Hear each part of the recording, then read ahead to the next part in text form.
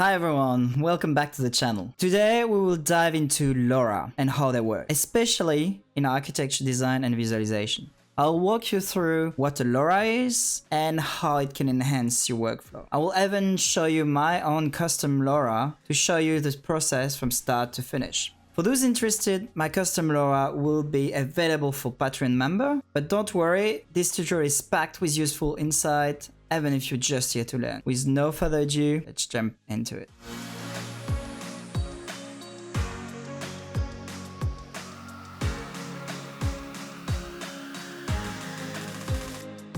What is a LoRA?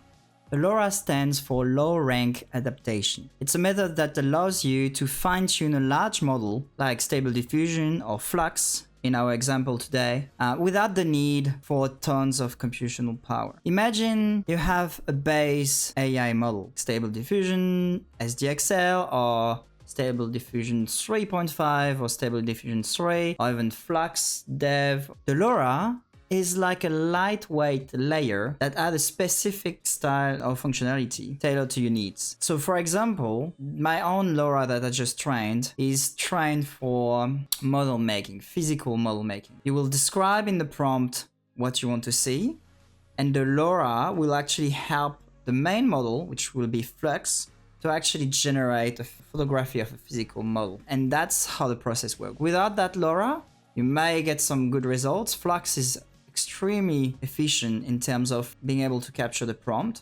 but it might have some limitation. And the LoRA is here to help the main model to achieve this extra step. It's a bit like a fine-tuning process. So again, it's not always 100% necessary, but it helps a lot through the process usually to get some tiny better results. Okay, so the first things we want to do is we want to go to CivitAI. So this is sort of like a platform where you can download models and LoRa's and any sort of thing. So, and here I'm just gonna write architecture. Okay, so here I got a lot of different elements that are about architecture. And so what we want to do here is we're gonna use Flux, but you could use any of the models. So for example, if you use Stable Diffusion, SDXL, you could just go here SDXL1, and that will sort of filter only the SDXL model, like the model that are linked to SDXL. So here in this instance, we're gonna use Flux Dev, so Flux1 Dev, and I'm gonna remove that filter. Now I got all the Flux Dev elements. Now the second part I want to do is I just want to go here and then I want to download, not a checkpoint or anything, I want a LoRA. So I'm gonna click on this, LoRA, and then I can go down here and I can just sort of refine what it is. We already type here architecture, so hopefully we found the LoRA we want. And then here you can go through the different LoRa's. And so what's important is when you work with a model, like for example, we're gonna use Flux1 Dev, it's important to select the LoRa that is sort of for Flux1 Dev. If you're working with Stable Diffusion 3.5, you need a LoRa that goes with 3.5. So we can see 3.5 doesn't have many LoRa's, so the community didn't upload a lot of them. But if we go to LoRa for SDXL, for example, there's way more for architecture. And for some reason, I can't find one of the person I follow. So I'm following design input. Really good. He's got like a YouTube. He's got a very nice Instagram. He's very active on social media. And he's working a lot with architecture and design, and he's developed a couple of LoRa. He's done one for SD1, so like Stable Diffusion 1, and then he just released a couple of days ago a new one, which is Archiviz. So we can download this one and see how it looks like. I think I already downloaded it, but what you just need to do is you click on download and it will start the download. There's another person I'm following in on is Ismail. So he's been posting a lot of things. He's got a lot of LoRA for SDXL, so that's why it's XL. So it's all SDXL, and he's got a couple of LoRA you can download from his website. But you need to pay for them. But they're really good. For my one, it will be available. So I'll create a couple of LoRa's for architecture, and they will be available under the master algorithmic and AI builder. So that's the Patreon website. So I'll put them here in download. If you're a member, you can just download all the LoRa will create it. It will also be available here where you can just get it from there. Okay, so as soon as you download your LoRa, you need to go into ComfyUI, Comfy, and now here I'm gonna go into model, and then underneath here there will be something called LoRa's here. LoRa's, so I double click on this, and here I organize my LoRa with different folder, so I keep things organized. It doesn't really matter in which folder you put them in. And then I'm just gonna use here in my model, I have this one here, which is Archi model lens. That's the one I'm sharing today, and it's under that folder. It's called a XY grid, and it basically helps you to understand different settings. I don't really like this one, is quite nice, 20 steps, strengths of 1. So this is quite nice here. I don't really like the fact that it start adding more components. This one is quite interesting as well. So maybe a lower strength LoRa for when we go to 30 steps. This one is also quite interesting. A lot of data in this one as well. So again, you know, like sort of, you know, understanding the relationship between the steps and the strengths could be quite interesting when you test and download a new LoRa. So this is extract from my own LoRa, but you can see like how I tested. So I used that a lot to just see and fine tune. And this one is sort of the one I end up selecting. And those ones will be included in the package with the file, so you can really look at them in more detail. But I found those ones are just helping a lot to understanding the strengths of your LoRa and then how they can influence and how they change your architecture. Okay, so the first things you want to do is you want to add a float range. So what we're going to do is we're going to set the start point and the steps. So it's a series in Grasshopper. So here it's called flat float range. It's from Inspire Pack. And here we're gonna start. So that would be sort of our LoRa strengths. So maybe we can start at 0.6, maybe, and then maximum 1. And then the step we're gonna do every 1. And then we just gonna enable this. Okay, so this, you will see, this is sort of like the steps are not sort of quite important just yet, but and then the other one we're gonna use int step range. So this one will start with 10. So that would be the number of steps. So maybe we can just do from 20 or even 15 to 30 steps. We don't really need more than that. And then maybe every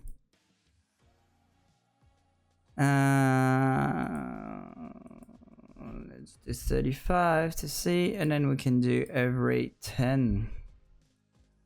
Okay, that inclusive, it will include this one.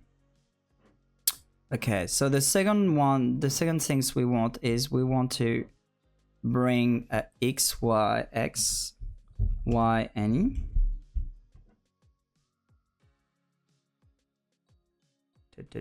This one.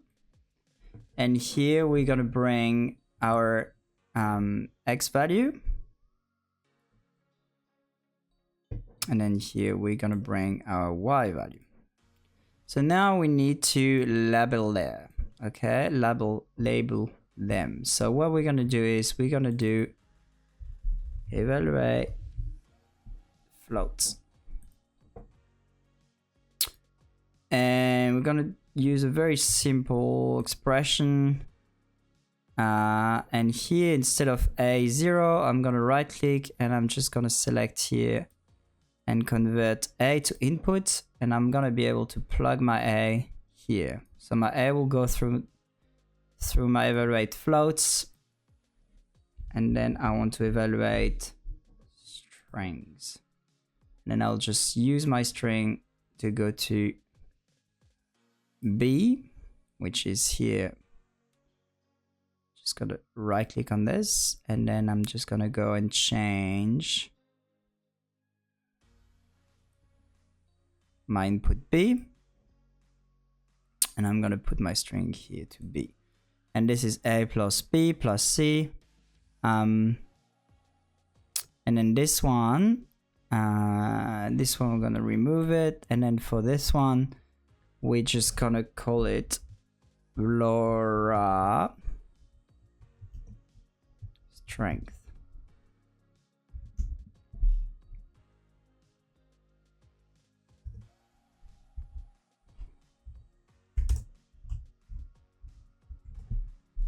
Okay, and then this will be plugged into our X label. So here we're talking about the X, and then here we're gonna do similar process here. So here I'm just gonna do evaluate strings. So here I'm just gonna do evaluate integers. Here we're just gonna call it A, and right click.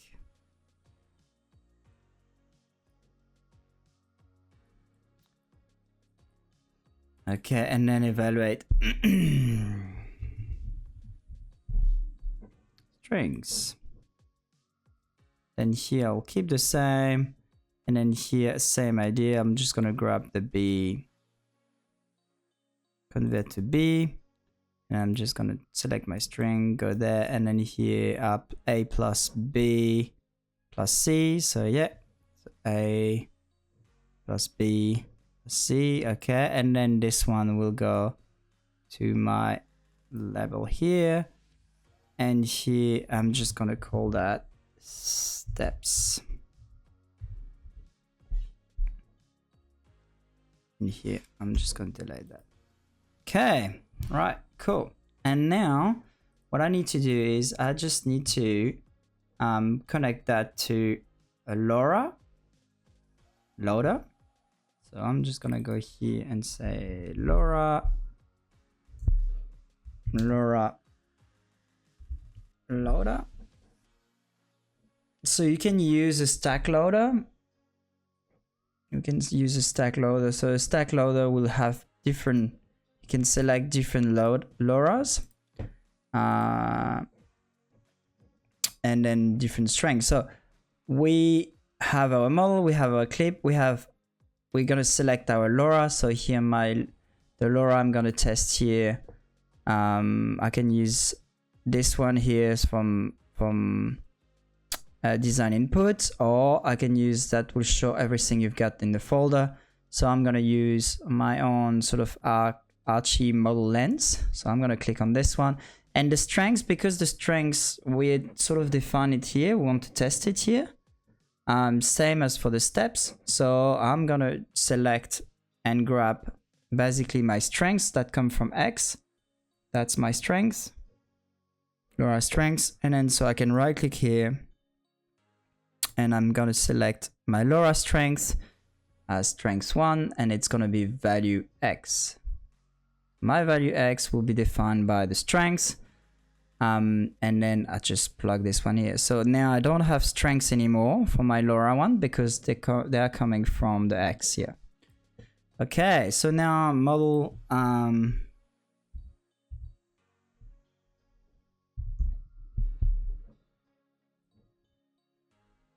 unit loader. So I'm just gonna use Q8.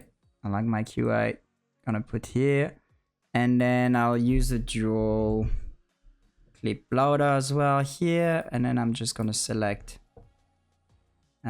clip I of the first one, and then we can use T5XXL 8, doesn't matter, and here we're gonna use the flux here, and I'm gonna select and put into my clip. Okay, so now I got my model. I have my clip loader, and then we are sort of back to like a normal workflow really. So here I'm gonna have my prompt. So clip text encoder, and then I'm gonna grab this, put it here. My model will go there, and then basic scheduler.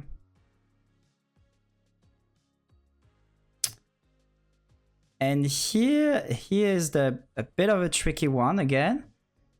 I don't want the steps because we're testing here the steps. Here, sorry. So in Y, we're testing the steps. So I don't want to put an input here that will sort of stop the process. So I'm gonna right click here, and then I'm just gonna say that my steps as an input. And that's where I'm just gonna go and grab my Y value. So I'm gonna go here and I'm gonna grab Y value, and I'm gonna select that and just put that on the step. And you could do, you could do a scheduler as well. If your X value here is a scheduler, you could also try different scheduler. Or denoising, whatever you want to try, you can also set it up this way. Okay, so now that I have my clip, I have my basic scheduler. So what I'm gonna use is I'm gonna use sampler custom advance. So that would be my case sampler. And this one is asking me for sigma, so I can put my sigma here. It will ask me for a guider, so I'm just gonna grab a guider. So basic guider, same process as what we done before in some previous video. Conditioning, so here I'm just gonna use a flux guidance. Always get your flux guidance in between after your prompt, and then you put it back to your conditioning. And here we're gonna use case sampler select to select our sampler, and then random noise put in our noise, and then the Latin image. So I'm just gonna do empty Latin image, and here I'll plug this one to, and I will just do format of 1344 by 768. I'll keep it as one batch for now. Okay, and then I think I have everything I need. So here, what I'm gonna do is, of course, I need my VAE decoder, and then VAE. So I will load my VAE and I will select AE. So that's the one I use always with Flux. And then here I'm just gonna use save image. And I save the image here. Okay, and now the last bit is to actually, so here it's gonna save every single iteration and image, but I also want the image I was showing you before with the 4 of them into one single grid with a different labels, so I want this as well. So what I'm gonna do is XY image.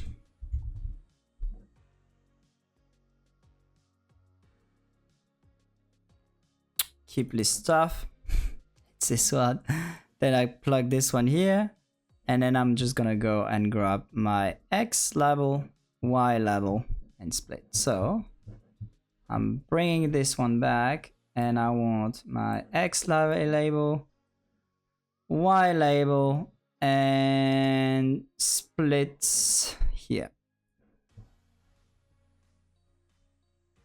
Okay, and then here I'm just gonna keep it horizontal. No. Yeah, I'll keep it by default. Looks pretty good to me. I bring it back here. And then again, I'll just save image. And I'll put it down here. Okay. So, and let's try prompt. Okay, so I wrote down a prompt here, minimal rounded architecture model. So remember here now I'm using the LoRA I developed, and it's a LoRA for architecture model photography, pretty minimal sort of model. So I'm just gonna use and help the prompt to also talk about minimal models, so very sort of crisp and nice and just quite clean. So here I describe the model, so a minimum rounded architecture model, devising a courtyard house built from white foam board. So again, because it's an architecture, physical architecture LoRA model, I want that here to be sort of, I need to describe it very well, what I'm talking about and which material I'm providing. In my Patreon with all the models, you will also access like a list of information that sort of shows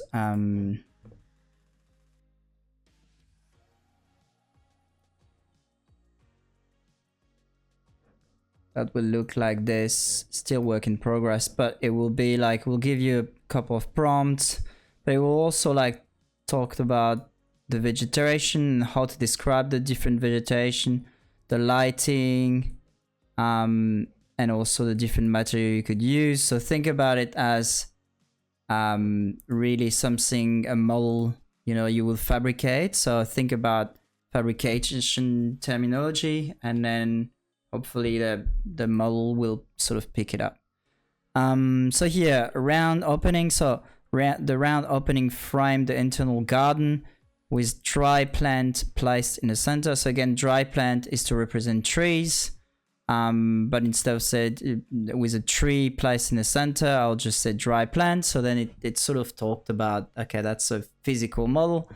The site is made of layered cardboard sheets representing a gentle sloping terrain. So, you know, in architecture, you could just represent it with like the topography lines on top of each other. You can also represent it on the physical model like this. So this is what I mean by those layered cardboard sheet. And then diffuse light. So this is also important, what type of light you want on your model. When you take, imagine you have with a camera and you want to take a picture of it. And then, you know, from which side, from the left, from the right, and then how that will sort of illuminate your geometry. Okay, so let's have a look at it.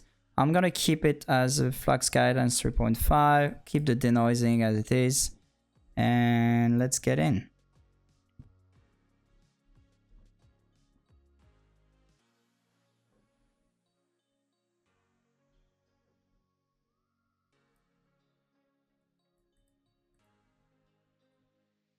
Okay, so unfortunately, I didn't plug the splits in the right one.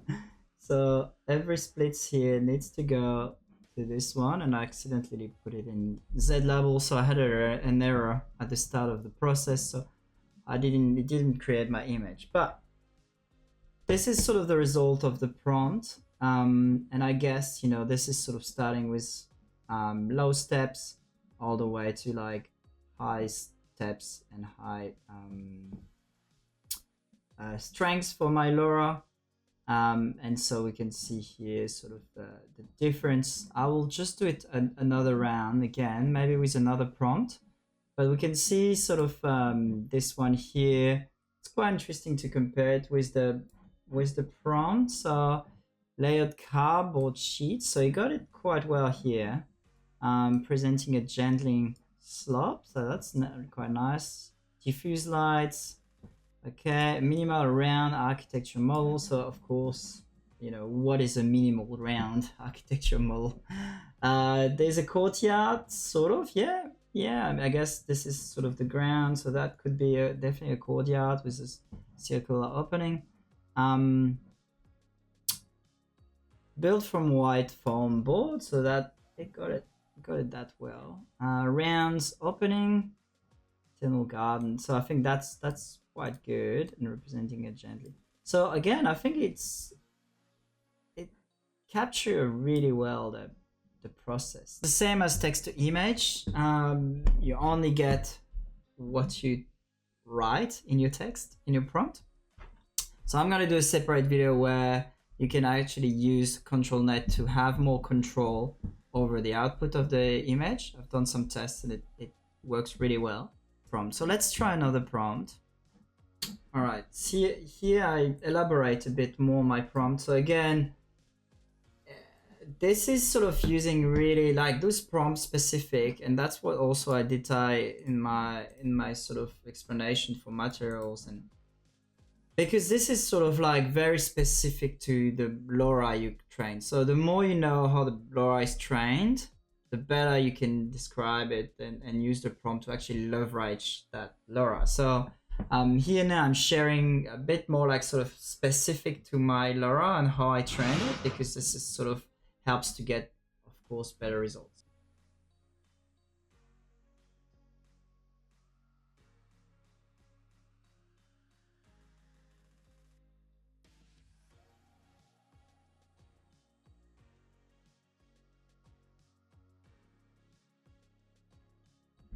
Okay, so we are back, and then this time I think it worked. It looks like the look of it, it works. So the cool thing is it sort of generates individual images, all of them, so you can just select some of them, and it also give you the results here. So let's jump in and have a look at the results. Okay, so that's the result of our experimentation. So we can see our LoRA strength goes from 0.6 all the way to 1, with an increment of like roughly like here, it's very close to two of them.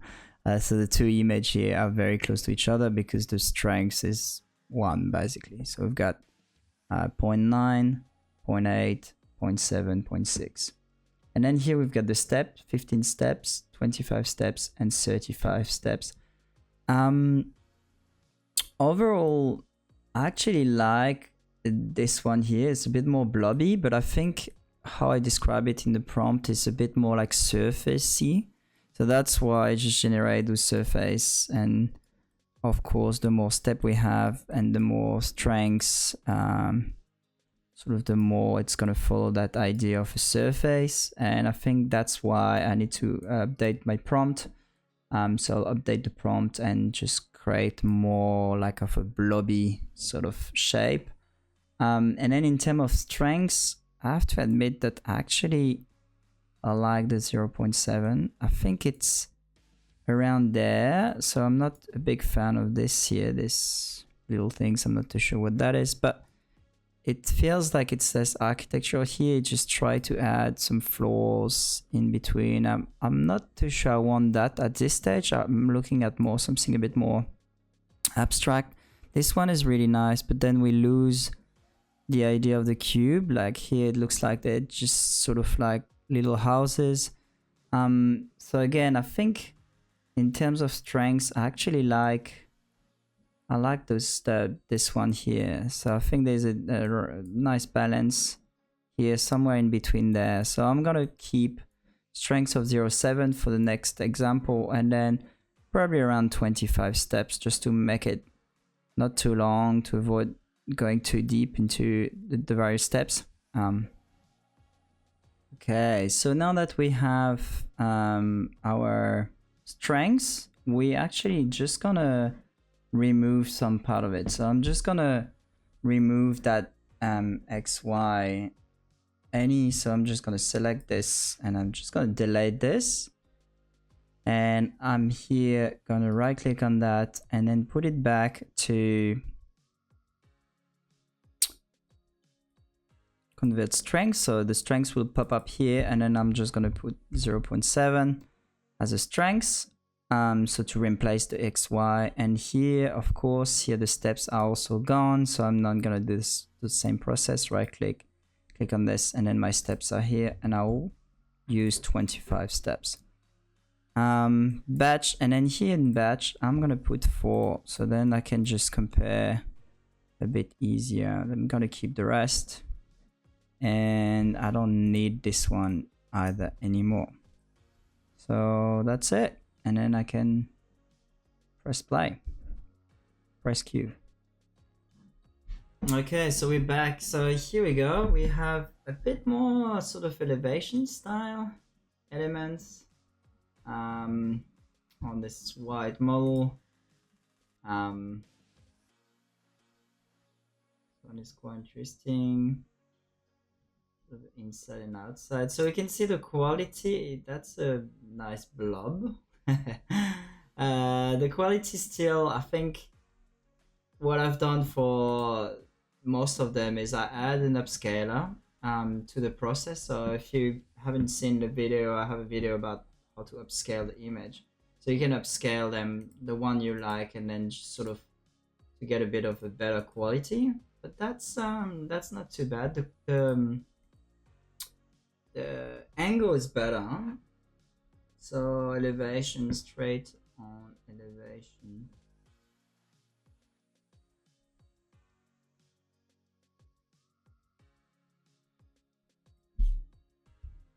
Front elevation style.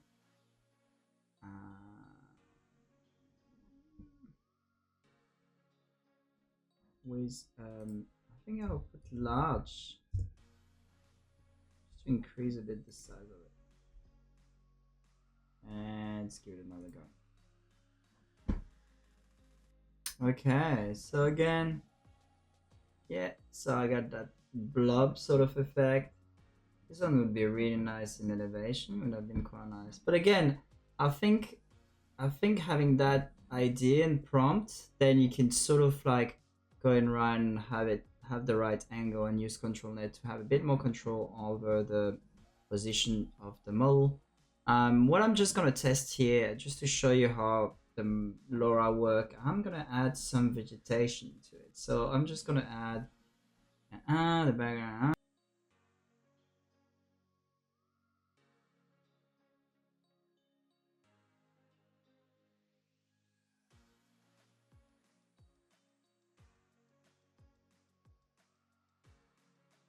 Okay, so here we go. So now we have the cube, we have the forest with dried plants. So quite nice, actually quite architectural, those ones, actually, when you start putting the scale on it. So interesting. And then maybe we're gonna change this block into black box, and we'll see how it looks like. But overall it follows quite well the prompt, and the effect is quite interesting.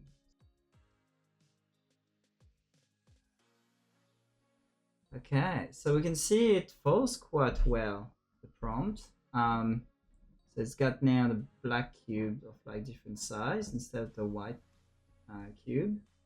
It is some sort of like a show underneath the blob. Yes, I really like that part. And then maybe we can change, and we will change the base and use cork.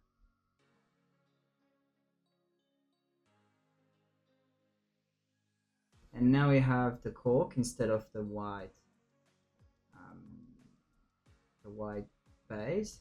So it's not quite nice because I think the cork and then the blob don't really go together. But this is also quite interesting with this specific LoRA is, you know, before you go and sort of fabricate your model, you could actually test a couple of combinations to see how they could look like instead of going in and just say, oh, I'm going to do it in this material, how the colors match, how the colors goes together. So let's go back to a white one. Okay, so let's have a look at something completely different. So I want to keep that freeform idea. Oh no, let's do something different. So you go with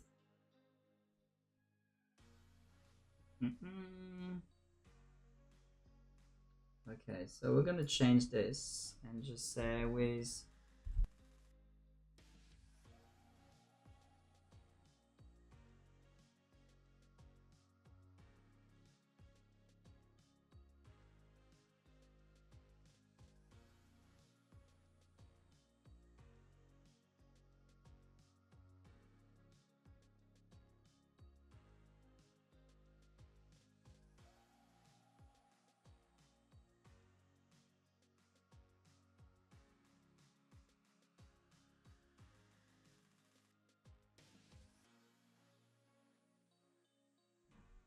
okay, so that's it. So that's another model. So you can see, you know, I sort of describe the continuous volume. So we can see here they're a bit overexposed. I think it's the diffuse light. So there's some of them are cube. It didn't quite get the pitch roof part, but you could do, you know, different sort of minimal models. So let's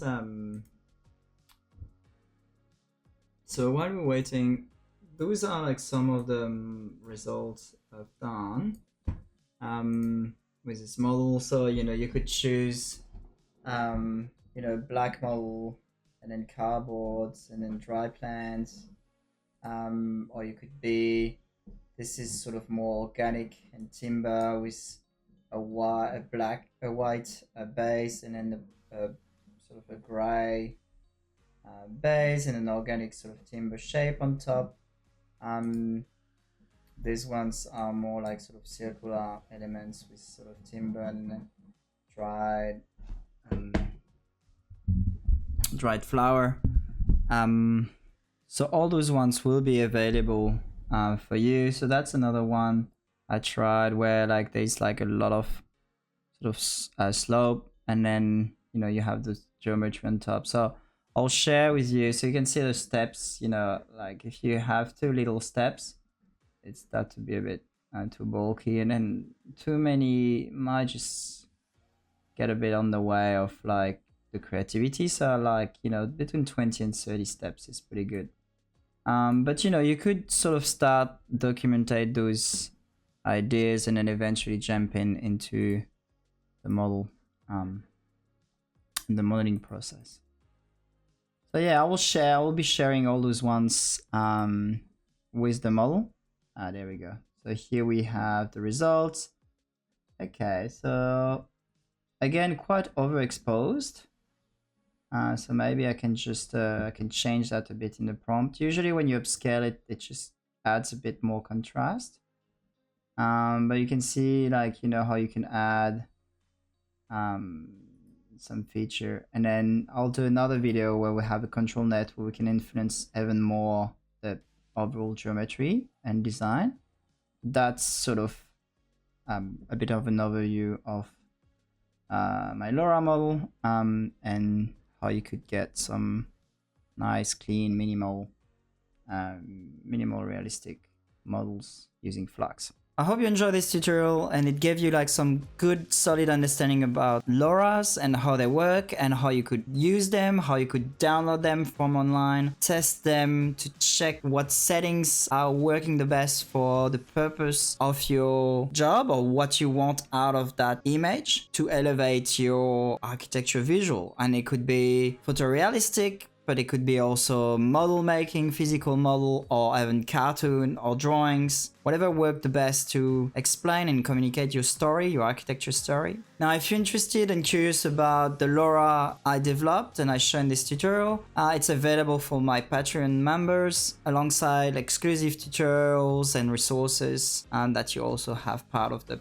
package. And if you use the LoRA that we've developed here and you're really happy with it and you've done some really quite exciting results and you have some really cool stuff you want to share, please feel free to tag me along, Atelier Designer, or like even please paint you on LinkedIn. It's always nice to see what you guys come up with, and it also helped me to understand what works, what doesn't work, and how we can improve the process. But if you're here just to explore and you're still watching this video, you must have liking it. So please don't forget to like, subscribe, and share this video. It helps a lot the channel to go out there and be available for more people.